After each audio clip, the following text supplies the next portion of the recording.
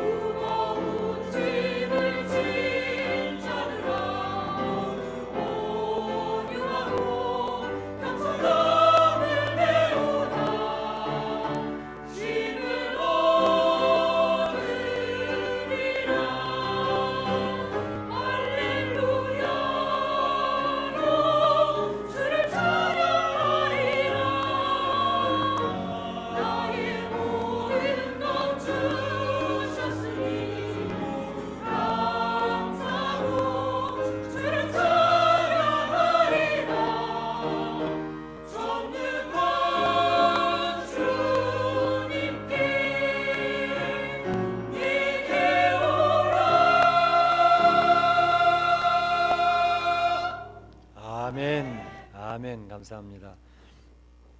제가 지난 주일에 삭개오에 대한 말씀을 나누었습니다. 유다 커뮤니티에서 왕따 당하던 세무소장 삭개오, 예수님께서 삭개오를 찾아주셨지요.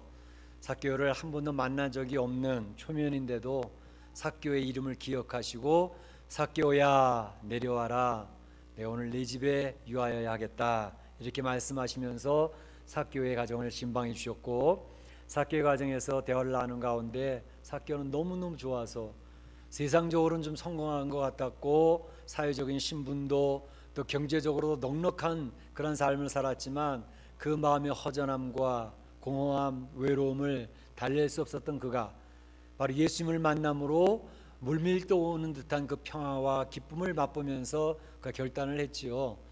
이제 내가 내 재산의 절반을 팔아서 가난한 자들에게 나눠주겠습니다. 그리고 내가 강제로 빼앗은 것이 있다면 4배로 해서 그 사람을 다 갚아주겠습니다. 그런 결단하고 변화되는 모습을 보면서 예수님께서 얼마나 기뻐하셨는지 그런 내용들을 저희가 나누었습니다. 그런데 이러한 삭개오의 만남을 통해서 이제 여리고에서 삭개오를 만났었는데 여리고를 떠나면서 그 제자들과 함께 예루살렘 향해 가다가 그곳에서 이제 이야기하시는 그 내용이 오늘 본문의 이 문화 비유라고 하는 내용을 이야기하시게 되었던 것이죠. 오늘 이 문화 비유, 예수님께서 이것을 통해서 무엇을 이야기하시고자 하는가 하는 것을 오늘 이 시간에 한번 생각해 보려고 하는 것입니다. 그래서 이 문화 비유를 예수님께서 이야기하셨던 그 뒷 배경은 왜 이런 얘기를 하셨을까 하는 것과 또 문화 비유의 그 내용은 어떤 것들이었는가, 그리고 문화 비유의 결론은 예수님께서 우리에게 전하시고자 하는 메시지는 무엇인가 하는 것들을 간단하게 한번 살펴보고자 하는 것입니다. 먼저 문화 비유의 그 백그라운드, 그 배경은 어떤 것이냐면 오늘 11절에 그 힌트가 주어지고 있는데요. 이렇게 얘기하고 있습니다. 그들이 이 말씀을 듣고 있을 때의 비유로 더하여 말씀하시니 이는 자기가 예루살렘에 가까이 오셨고 그들은 하나님의 나라가 당장에 나타날 줄로 생각함이었더라 하는 것입니다. 이 말씀을 예수님이 하시고자 했던 의도가 있습니다. 그게 뭐냐 하면 지금 예수님을 따르고 있는 제자들을 비롯해서 그 유다의 많은 사람들이 예수님 좋다고 많은 군중들이 따라다니고 있지만 예수님에 대해서 오해하고 있는 부분이 너무나도 많았습니다. 예수님을 잘못 생각하고 있었기 때문에 그들의 생각을 수정하기 위해서 말씀을 하셨고, 또 더군다나 이제 예수님이 예루살렘에 가까이 오셔서 이제는 이 예루살렘에 가까이 오셔서 이제 예루살렘에 입성을 하시게 되는데 바로 뒤에 보게 되면 예루살렘에 들어가시기 전에 제자 둘을 보내면서 야, 사람이 한 번도 타보지 않은 그 나귀를 끌고 오너라. 내가 이번에는 그 나귀를 타고 예루살렘에 입성할 거야. 이렇게 말씀하시는 내용이 나오거든요. 그러니까 이 비유 이후에 그다음 한 주간은 예수님이 순환당하시는 주간이고 이제 십자가에 나아가시는 주간입니다. 그러니까 마지막에 예수님께서 그 제자들과 잘못 생각하고 있는 유대인들의 생각을 수정시켜주고 이제 한번 확실히 해야 될 그 내용들, 그것들이 있기 때문에 오늘 이 말씀을 이야기하시게 되는 것입니다. 그들이 특별히 잘못 생각하고 있는 것 중에 하나가 뭐냐면 그들은 하나님의 나라가 당장에 나타날 줄로 생각하더라 하는 것입니다. 하나님의 나라가 이제 지금 당장 나타날 걸로 생각하더라. 이 유대인들이 생각하는 하나님의 나라라고 하는 것은 어떤 개념이냐면 지금 로마의 식민지 생활하고 있는 이스라엘이 로마로부터 독립해서 독립국가로 하나님의 신정정치가 이루어지는 독립국가를 염두에 두고 이야기하고 있는 것입니다. 그러니까 하나님의 나라가 이스라엘이 회복되어지는 나라, 이스라엘이 떵떵거리고 그들의 독립의 모습으로 이제 하나님 나라가 되어질 것을 그들은 기대하고 있었는데 예수님은 너희들이 오해해도 한참 오해하고 있구나 하면서 그걸 수정하고 계시는 거죠. 사실 그들이 그렇게 생각할 수밖에 없었던 이유는 예수님은 참 병든 자들을 많이 고치셨어요. 심지어 죽었던 나사로도 살려내시는 역사를 하시지 않았습니까? 뿐만 아니라 예수님이 가르치는 말씀은 얼마나 권세가 있는지, 그 예수님이 말씀하시는 권세 앞에 모든 사람은 고개를 숙일 수밖에 없는 그러한 권세였단 말이죠. 그리고 모든 그 권위 있는 사람들도, 로마 사람들도 그렇고 유대의 모든 리더들도 그렇고 예수님 앞에 함부로 할 수가 없는 그러한 힘이 있는 자였습니다. 그러니까 예수님은 바로 유대의 왕으로서 오셨구나 라고 그들은 확신을 하고 있었습니다. 이를테면 애굽에서 종살이 하고 있을 때에 모세를 하나님이 보내셔서 이제 애굽 백성을 모세를 리더로 세우고 이끌어냈던 그 역할을 지금 이 예수님이 하시는가 보다 이렇게 생각을 했던 거죠. 그러니까 예수님을 이제 유대인의 왕으로 옹립하려고 했던 것이 그들의 생각이었단 말이죠. 그러나 예수님은 너희들의 생각이 틀렸어 라고 가르쳐 주시는 내용입니다. 이 내용의 이야기가 뭐냐 하면, 한 이야기를 시작을 어떻게 하시냐 하면, 어떤 귀인이 왕위를 받아가지고 오려고 먼 나라로 갈 때에, 그 내용이에요. 어떤 귀인, 어떤 사람이 왕권을 받으려고 먼 나라로 이제 여행하러 떠났다라는 내용 한 가지하고, 근데 그분이 떠나면서 그 종들을 불러서 내가 돌아올 때까지 너희들은 내가 주는 이 열문화를 가지고 장사를 잘해 라고 하는 그 두 가지 내용을 이야기하고 있는 것입니다. 그런데 먼저 여기서 이 귀인이 왕권을 가지러 먼 나라 떠났다고 하는 내용을 설명하는 것은 이제 하나의 비유지요, 은유지요. 사실은 그러한 내용이 역사적인 실예가 유대인 사회에 있었습니다. 그러니까 유대인들은 그것을 이야기할 때 무슨 내용인지 금세 알아차렸어요. 왜냐하면 그 당시 헤롯 대왕이 세상을 떠나면서 그의 세 아들에게 이제 분권을 하면서 땅을 지배할 수 있도록 나눠주었거든요. 그 중에 헤롯 아켈라오라고 하는 왕이 유다 지역, 베냐민과 유다 지역을 이제 담당하게 되어졌는데, 이 사람이 그 왕권을 가지고 다스리려면 로마 황제에게 가서 내가 유다 지역, 베냐민 지역을 다스릴 왕권을 허락해 주소서라고 허락을 받고 와야 됐단 말이죠.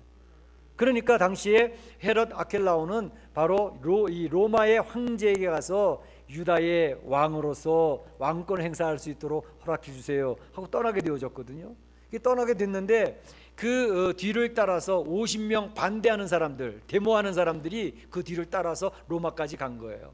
가가지고 저 아켈라오는 문제가 많은 사람입니다. 우리의 왕권을 행사할 수 없는 사람입니다. 저 사람을 왕으로 세우지 마세요. 그리고 뒤에 와서 이야기를 하는 거죠. 요즘에도 또 뭐 뉴욕에서 박근혜 대통령 퇴진운동하고 있지 않습니까? 물러가라고.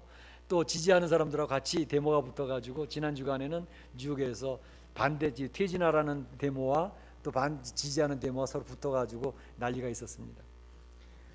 그런데 바로 그와 같이 이제 아켈라오가 이 왕권을 허락받으러 간 그때에 뒤에 50명이 따라가지고 그 사람 세우면 안 된다고. 그 여기에 나와 있죠. 그렇게 했던 사람들이 있습니다. 아켈라오는 간신히 로마 황제에게 자기의 어떻게 유다를 다스릴 것인지 비전을 이야기하고 설명을 하고, 그 다음에 우리 다스리더라도 절대 로마 황제에게는 거역한 일이 없을 테니까 충성서약을 하고 겨우 허락을 받아가지고 돌아오게 됐습니다. 돌아와서 첫 번째 했던 일은 그의 뒤에 쫓아와서 반대했던 50명 다 잡아가지고 다 처형시켜버렸습니다. 그리고 그를 지지해 주었던 지지자들에게는 상급을 베풀었습니다. 그러한 역사적인 배경이 있는 거죠. 그러니까 여기서 예수님이 어떤 귀인이 왕위를 받아가지고 오려고 먼 나라를 갈 때의 이야기를 딱 하니까 유대 커뮤니티는 금세 그 내용이 무슨 뜻인지 알아들은 거예요. 아하, 그렇구나. 근데 예수님이 거기서 이걸 은유로 사용했던 내용은 왜 그랬어요? 바로 너희들이 나를 유대의 왕으로 세우려고 하지만 나는 그 왕권을 받기 위해서는 이 세상을 떠나야 돼 라는 것을 알려주시기 위한 거예요.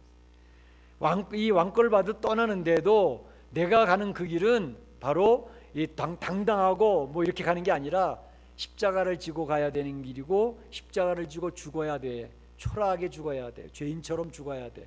그것을 그의 제자들에게 계속 가르치지만 제자들은 자기네들이 생각했던 그것 때문에 예수님의 메시지가 귀에 들어오지 않았습니다. 마음에 들어오지 않았습니다. 유대인들은 예수님이 그저 메시아, 이 로마를 물리치고 유대의 왕국을 세우질 리더로 세우기를 원했고 왕으로 세우기를 원했습니다. 그 생각들은 3년 동안이나 배웠던 제자들도 똑같았습니다. 그래서 예수님이 그거 아니라니까. 나는 왕권을 갖기 위해서 특별히 이 너희 유대인의 왕만이 아니라 전 세상을 지배하고 심판한 심판주로서의 권한을 받아가지고 다시 재림할 건데, 그 재림하기 위해서 나는 오늘 이제 십자가의 죽으러 가야 돼. 이 세상을 떠나야 돼. 너희들이 그걸 잘 이해해야 될 텐데 어떻게 그렇게 이해를 못하냐. 그리고 지금 예수님이 안타깝게 설명하고 계시는 내용입니다. 이 문화 비유를 하시는 거죠. 또 한편에 떠났다가 다시 오실 예수님, 재림하실 예수님에 대해서 이야기를 하실 뿐만 아니라 한편으로 오늘 비유의 강조점은 뭐냐면 이 문화에 대한 내용입니다. 문화 비유의 내용이 무엇인가? 문화라는 게 뭐지요? 문화라고 하는 것은 은화, 그 당시에 사용되던 화폐 단위입니다. 그러니까 헬라에서 사용되던 은하의 화폐 단위인데 이 문화의 가치는 어느 정도가 되느냐 하면 우리가 종종 듣잖아요. 데나리온 또는 드라크마 뭐 이런 거 듣잖아요. 그 데나리온에 대해서는 설명해드렸던 적이 있는데 한 데나리온, 원 데나리온은 노동자가 하루 품삯, 그러니까 한 8시간 일해가지고 하루 얻는 품삯의 가치 정도입니다. 드라크마도 마찬가지입니다. 하나는 로마의 단위고 하나는 헬라의 단위입니다. 그런데 그러한 드라크마와 그런 데나리온의 100배가 되는 것이 한 문화입니다. 그러니까 100데나리온, 100드라크마가 완 문화가 되는 것입니다. 그러니까 한 3달치 노동자의 봉급 정도, 월급 정도라고 생각을 하시면 거의 그 가치가 맞아 떨어지는 것이죠. 그러니까 바로 이 귀인이 떠날 때에 3달치 한 봉급 정도 되는 내용을 10사람을 불러가지고 한 문화씩 맡겼다는 거예요. 맡기면서 이야기하는 것은 내가 돌아올 때까지 너희들 이것을 장사를 좀 잘해봐. 그래서 이익을 좀 많이 남겨봐. 그렇게 맡기고 돌아갔다는 거죠.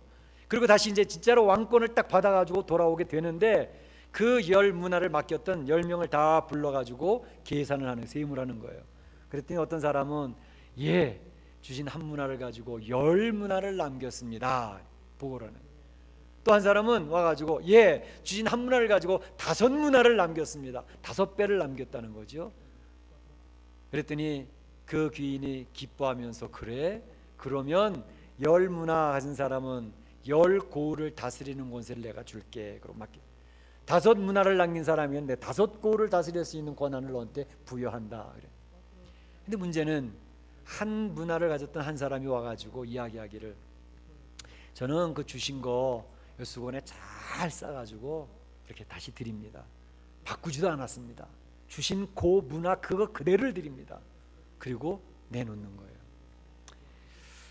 거예요. 이 비유의 내용은요, 사실은 달란트 비유 내용하고도 좀 비슷한 면이 있죠.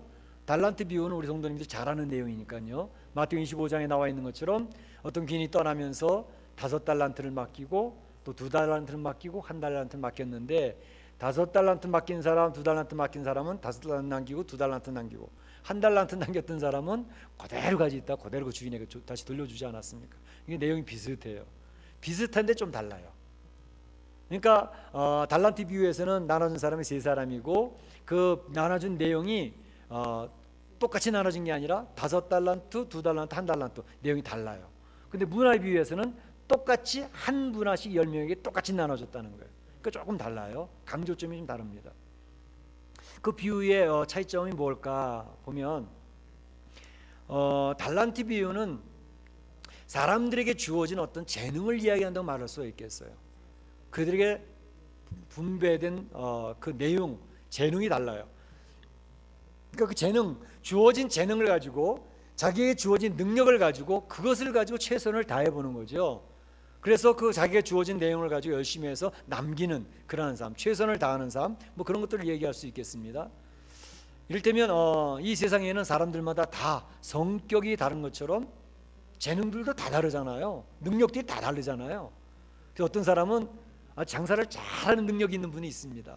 그럼 또 그 장사를 잘하는 그걸 가지고 또 사업을 잘하지요. 그런가 하면 어떤 사람은 장사는 잘 안 돼, 못해. 그런데 공부를 잘해요.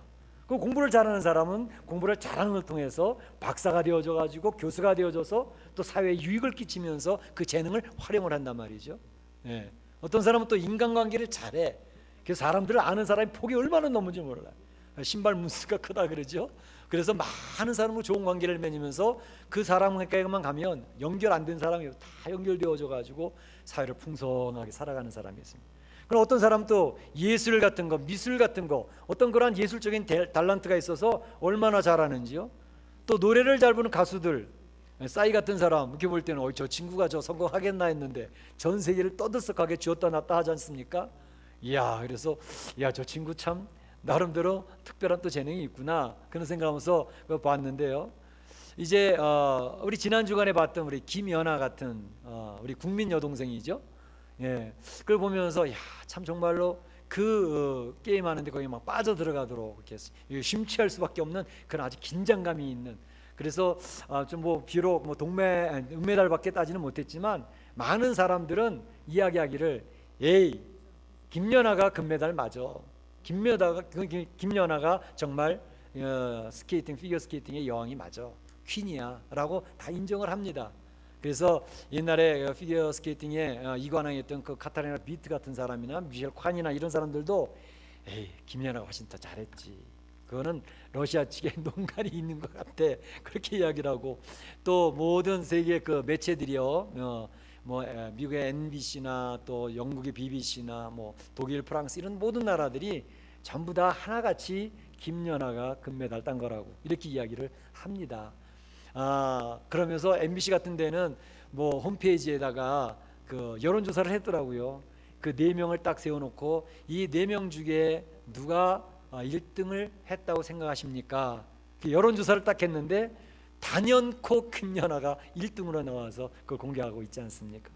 근데 제가 볼 때는 뭐 그런 거에 대한 속상함도 있고, 아이 참 나라가 좀 더 힘이 있었으면 저렇게 못했을 텐데 그런 생각도 들기도 하고 하는데 더욱 멋이 있었던 것은 김연아의 의연함이었습니다. 참 의연하더라고. 나이가 23살, 24살밖에 안 된 여자아이가 저렇게 의연할 수가 있을까? 얼마나 멋있는지 몰랐습니다.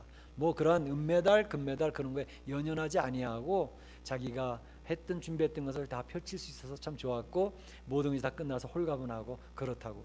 심판들은 자기네들 기준에 따라서 다 심사하는 건데 그거에 대해서 자기가 할 말은 없는 거라고. 너무너무 멋지더라고요.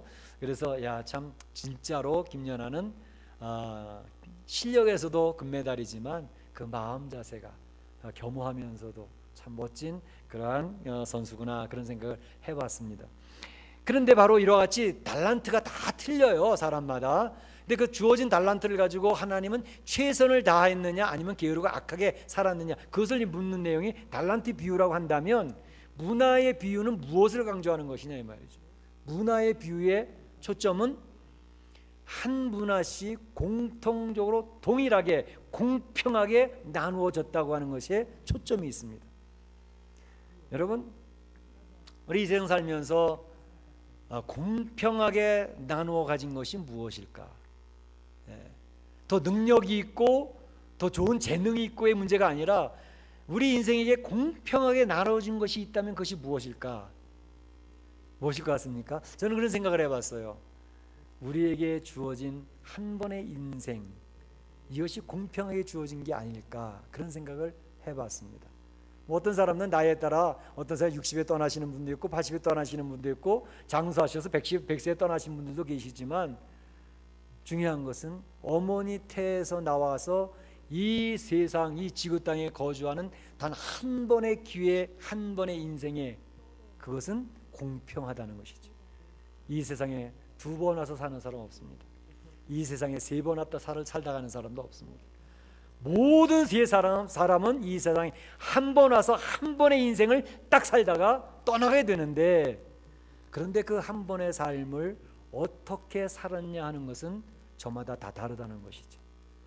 어떤 사람은 그 한 번의 인생의 삶을 열매가 있는 유익한 삶으로 살아가는 사람이 있는가 하면 그렇지 못한 사람이 있고요. 어떤 사람은 인생의 삶을 살면서 참으로 가치 있는 삶을 살아가요. 남을 유익하게 하고 남을 돌보고 또 이렇게 귀한 가치 있는 그런 삶으로 살아가는 인생이 있는가 하면 다른 사람에게 계속 피해가 되어지고 있고 다른 사람의 손가락질을 받으면서 그래 살아가는 인생의 삶도 있단 말이죠. 이 인생을 어떻게 살아가느냐 하는 것은 그의 삶에 자기가 책임져야 될 부분입니다. 인생을 어떻게 살았느냐 그 결산에 대한 부분 바로 그것을 오늘 주님께서 문화의 비유를 통해서 우리에게 질문하고 계시는 게 아니냐는 것입니다. 문화 비유의 결론이 무엇입니까? 유익한 인생이 있고 가치 있는 인생이 있는가 하면 전혀 그렇지 못하게 그저 아무 의미 없이 그저 생명만 유지하다가 시간만 때우다가 떠나는 인생이 있으니 너희는 어떻게 할 것이냐, 그걸 묻고 있지 않습니까? 오늘 본문에 보게 되면 유익한 종이 있고 무익한 종이 있었습니다. 무익한 종, 그러니까 한 문화를 받았던 사람, 한 문화 그대로 쌓았다가 내놨던 그 사람이 대표적인 모습일 것인데, 그 사람의 모습, 그 인생의 모습은 얼마나 악하고 추한지. 그래서 10골, 5골 받은 그 사람은 다스리는 권세에 그 상급을 받았지만, 한 문화 그대로 내놨던 사람은 이에 뒤에 읽지는 않았지만 그 귀인이 와서 내 앞에 끌어다 쳐서 죽여라 그랬습니다. 악하고 게으른 종이라. 열심히 살았던 사람은 착하고 충성된 종이라. 그렇게 하나님 판결을 하시거든요. 그런데 바로 이 무익한 종은 왜 그렇게 살았을까라고 하는 원인을 제가 몇 가지 생각을 해봤어요. 첫째는 그가 한 문화를 맡겼던 그 사람, 그 귀인이 어떠한 존재인지를 잘 몰랐다는 것입니다. 왜냐하면 그가 이야기하는 내용을 보면 알 수 있습니다. 당신은 엄한 사람이라, 두지 않은 데서 취하고 또 심지 않은 데서 거두는 분인 것을 제가 알았기 때문에 두려워서 요 한 문화라도 없어보면 잊어버릴까 봐 그걸 그대로 가지다가 내가 바꾸지도 않냐고 그대로 드립니다, 이렇게 얘기를 했어요. 그러니까 그 한 문화를 맡겼던 그 귀인에 대한 그의 생각은 어떤 것이었냐면, 이 사람은 굉장히 엄격한 사람이고 또 두지도 않은 데서 거두려고 하고 심지 않은 데서 취하려고 하는 사람이니까 굉장히 그 사람에 대한 인상이 뭐냐면 아주 나쁜 사람으로 생각을 하고 있었다고 하는 것이죠. 정말로 착취자, 비양심적인 착취자로 취급을 한 것입니다. 그러니까 이 사람 괜히 화만 안 당하면 다행이지, 그 정도의 대상으로 생각을 했다는 것이죠. 그 사람이 이야기했던 내용에 대해서 별로 마음에 두지도 않았고요, 흘려버렸습니다. 그냥 잘 간직해도 자기 가지고 있던 거 자기 거 돌려주면 별 문제 없겠지, 그 정도 선입니다. 그리고 또 그는 이 사람이 다시 돌아올 때에 장사한 것을 가지고 계산을 하자 그랬지만, 돌아오긴 뭘 돌아와, 가서 죽을지도 모르는데. 그러니까 그 귀인에 대한 인상, 그의 판단이 전혀 그 귀인과의 어떤 바른 관계가 맺어져 있지 않다는 것을 볼 수가 있습니다.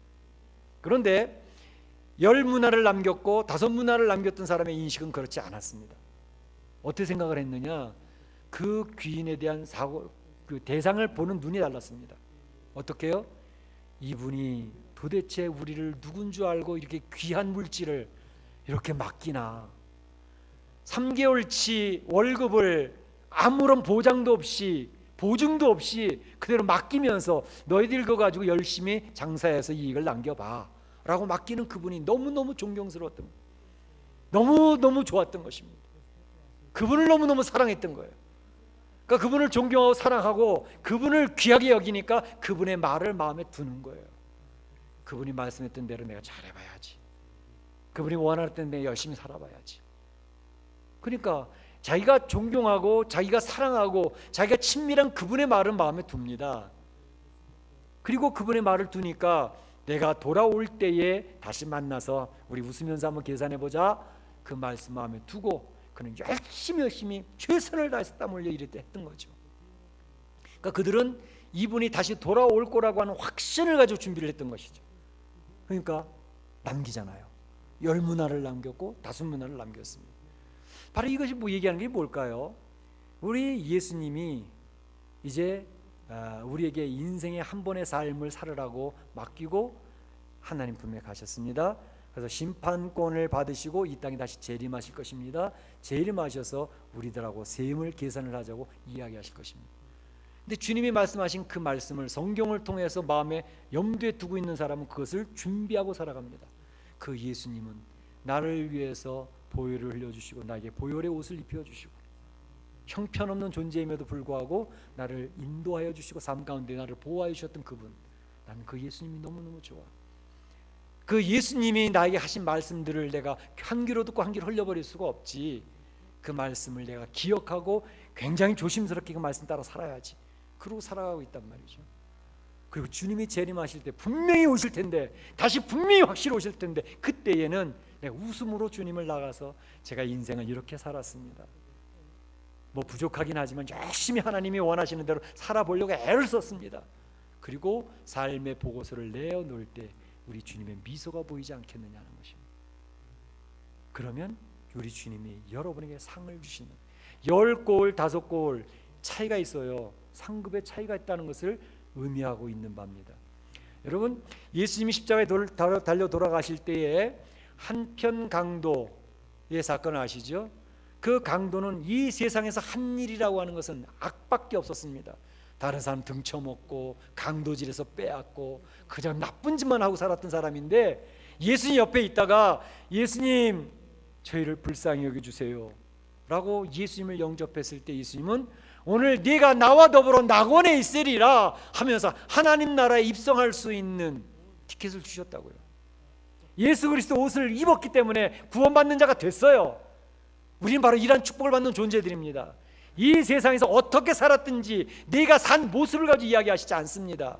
예수님의 그리스도의 보혈을 의지하느냐 안 하느냐에 따라서 하나님의 백성이냐 아니냐가 구별되어지기 때문에 천국이냐 지옥이가 갈라지는 것입니다. 그러니까 내가 어떤 무엇을 한 것을 가지고 천국에 가려고 하는 생각은 절대 잘못된 것입니다. 그리스도의 보혈을 의지하고 은혜를 의지하고 살아가는 심령이 하나님 나라에 가는 것입니다. 그런데 중요한 것은 그 강평 강도와 사도 바울을 한번 비교해 볼까요? 사도 바울의 삶은 어땠습니까? 내가 죄인 중에 괴수라 고백하면서 그가 힘썼던 것이 있습니다. 빌립보서 3장 13절에 얘기할 때 뭐라고 얘기하십니까? 내가 표대를 향하여 간다. 그런데 표대를 향하여 한 방향을 향해서 내가 꾸준히 달려가고 있는데 그것은 왜 그러냐 하면 위에서 부르신 부름의 상급, 그 상을 받기 위하여 내가 달려가노라 이렇게 얘기했습니다. 사도 바울이 이 세상에 살 때 그 머릿속에 있었던 것은 하나님의 상을 바라보면서 달려갔다. 그러나 겸손하게 자기의 의를 드러내지 아니하고 엎드려 무릎 꿇으며 하나님 앞에 갔다는 것이죠. 자, 그렇다면 예수님 옆에 있었던 한편 강도와 사도 바울의 삶에 어떤 차이가 있을까요? 그 상급이 같겠습니까? 성경에서는요, 그 상급의 차이를 분명히 이야기하고 있습니다. 여러분, 구원받았다고 다 똑같은 구원이 아닙니다. 그렇다면 우리가 생각할 것이 있습니다. 나에게 주어진 한 번의 기회, 인생의 삶 속에서 나는 어떻게 살 것이냐. 한문화 받았던 그 사람처럼 악하고 게으른 종이라고 해서 버려지는 존재가 돼서는 더욱 안 되겠고, 그렇다고 한편의 강도처럼 구원을 받기는 받되 그저 아무것도 한 것이 없이 그냥 구원받는, 물론 그것만으로도 감사하지요. 하나님 은혜니까. 그러나 이 시간에 우리 한번 생각해 봐야 될 것은 나에게 주어진 인생의 삶을 어떻게 살 것이냐. 참으로 의미 있고 가치 있고 열매 있는 삶을 한번 살아보지 않겠는가. 다음 한 주간을 지내시면서 그걸 한번 묵상하시면서 지내셨으면 좋겠어요. 나에게도 한 번의 기회 인생이 있는데 내가 어떻게 살 것인가. 저는요, 제가 참 좋아하는 분이 한 분 계십니다. 청십자 운동을 하셨고요, 부산에서 고신대학 보건병원의 원장을 하셨던 장기려 박사님, 제가 참 좋아합니다. 그런데 이 장기려 박사님이 아주 당시에 최고 1등하는 외과 의사였습니다. 그러니까 돈을 벌려면 엄청 벌으실 수 있는 분이었습니다. 그러나 그 돌아가실 때는 일전 한 푼도 없이 돌아가셨습니다. 묻을 묘지도 없었습니다. 그분이 이야기했던 것이 있습니다. 나는 이 세상을 살면서 한 번도 의사를 만날 수 없는 그 사람들을 위해서 그 사람들과 더불어 평생을 살고 싶다. 정말 그렇게 하셨습니다. 입원해가지고 치료 다 받았는데 이 병원에서 입원비 내지 않으니까 퇴원을 안 시켜주는 거예요. 장기려 박사 원장님인데 뒷문 열어놓고 빨리 도망가 내보내줬던 분입니다. 근데 이분이 이야기하는 게 뭐냐면 상도 많이 받으셨지만 그분이 유언했던 것이 있습니다. 나는 세상 사람들 앞에 추는 이광수가 무정이라는 소설을 썼는데 거기 주인공이 바로 이 장기려 박사님이 모델입니다. 안빈이라고 하는 사람. 그런데 그는 그렇게 기억되는 거 원치 않고 세상 사람들에게 대단한 사람으로 인식되는 건 난 싫고 딱 한 가지, 나는 주님을 섬기다 간 사람이라고 기록되면 좋겠어. 경기도 마석 모란공원에 그의 조그만 묘지가 준비됐습니다. 묘비의 묘비명 에피타프, 거기에는 뭐라고 써있나? 딱 9가지 글씨가 쓰였습니다. 주님을 섬기다 간 사람. 얼마나 멋진 인생입니까? 사랑하는 성도 여러분, 우리 인생을 한번 사는데 어떻게 사시기를 원하십니까? 주님이 분명 재림하셔서 여러분에게 물으실 것입니다. 어떻게 살았냐고. 그럴 때 우리는 주님의 교회를 위해서 땀을 흘렸습니다. 주님의 교회를 세워보려고 발버둥 쳤습니다. 교회의 빈자리를 채워보려고 애를 썼었습니다. 잘 되지는 않았지만 많은 사람에게 예수님을 알리려고 노력을 해봤습니다. 주님, 그러나 저는 부족합니다. 긍휼히 여겨주세요. 이런 인생이 되면 얼마나 멋있겠습니까? 우리 사랑하는 성도 여러분들이 오늘 문화의 비유를 통해서 나의 인생을 한번 돌아보면서 어떻게 살 것인지를 생각해보며 사는, 그래서 하나님의 복이 많은, 하나님의 축복을 누리는 성도들이 다 되실 수 있기를 주의 이름으로 축원합니다. 축원합니다. 한번 조용히 한번 묵상기도 하시기를 원합니다. 오늘 말씀 중에서 한 말씀을 붙들고 나의 삶을 돌아보면서 기도하실 수 있기를 바랍니다. 주님, 오늘 문화의 비유를 듣습니다. 문화의 비유 속에서 나의 인생을 돌아봅니다. 한 문화 공평하게 나의 인생을 받았습니다. 주님의 재림하고 돌아오실 때 우리에게 나의 인생의 삶의 열매를 물으실 때 내가 어떻게 고백할지를 돌아보며 살게 하여 주시옵소서. 주의 은혜가, 주님의 보혈의 흘림이, 성령의 전신갑주가 필요하여 주시옵소서. 이 시간 다 같이 일어나셔서 날 구원하신 주 감사, 하나님 앞에 찬양을 힘차게 올리시기를 바랍니다.